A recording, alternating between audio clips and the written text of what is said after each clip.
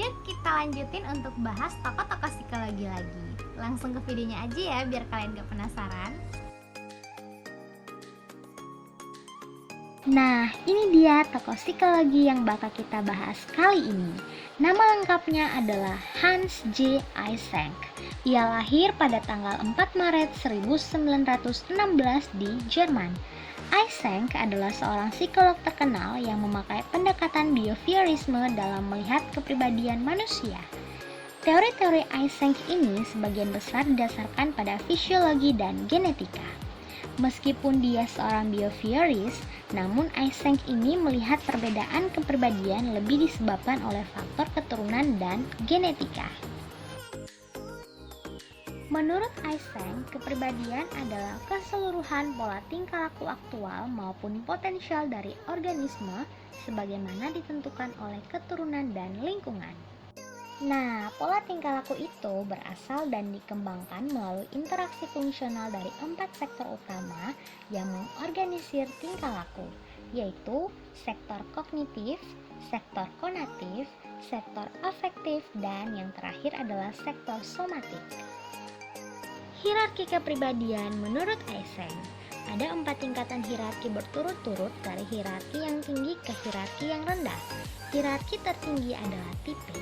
Tipe merupakan kumpulan dari trait yang mewadahi kombinasi trait dalam suatu dimensi yang luas. Hierarki kedua adalah trait. Trait merupakan kumpulan kecenderungan kegiatan, koleksi respon yang saling berkaitan atau mempunyai persamaan tertentu. Hierarki ketiga adalah kebiasaan tingkah laku atau berpikir, yang merupakan kumpulan respon spesifik dan tingkah laku atau pikiran yang muncul kembali untuk merespon kejadian yang mirip. Selanjutnya adalah hierarki terendah. Ini merupakan respon spesifik dan tingkah laku yang secara aktual dapat diamati, yang berfungsi sebagai respon terhadap suatu kejadian. Contoh hierarki kepribadian. Misalnya tipe si A adalah ekstrovert dan traits-nya atau kecenderungan kegiatannya itu seperti sosiabilitas, berani, dan lincah. Kemudian kebiasaan tingkah laku dari sosiabilitanya itu seperti pemurah, penjual barang, karir public relation, dan kemudian untuk respon spesifiknya misalnya dari pemurah itu seperti membeli makanan, menelpon teman, mengatur meja dan kursi atau sebagainya. Dimensi tipe menurut Eysenck. Ada 3 dimensi tipe menurut Eysenck, yaitu yang pertama ekstraversi, yang kedua neurotisme, yang ketiga psikotisme. Yuk simak penjelasan dari ketiga dimensi tipe tersebut. Yang pertama, ekstraversi. Ekstraversi mempunyai 9 sifat sebagaimana ditunjukkan oleh trait-trait di bawahnya seperti sosialis, lincah, aktif, asertif, pencari sensasi, periang, dominan, dan berani. Yang kedua, neurotisme. Neurotisme memiliki komponen hereditas yang kuat.